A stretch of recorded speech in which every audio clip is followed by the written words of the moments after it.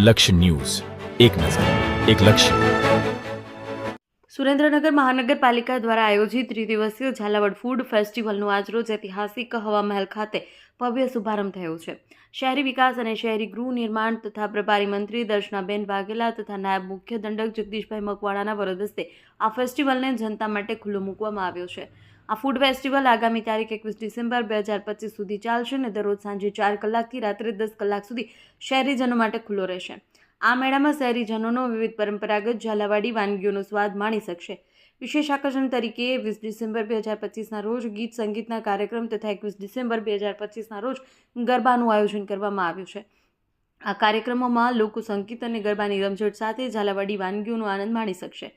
આ ઉપરાંત હવામહેલ ખાતે કલરફુલ લાઇટિંગ સાથે નાના બાળકો માટે રમવાની સુવિધા પણ ઉપલબ્ધ રહેશે.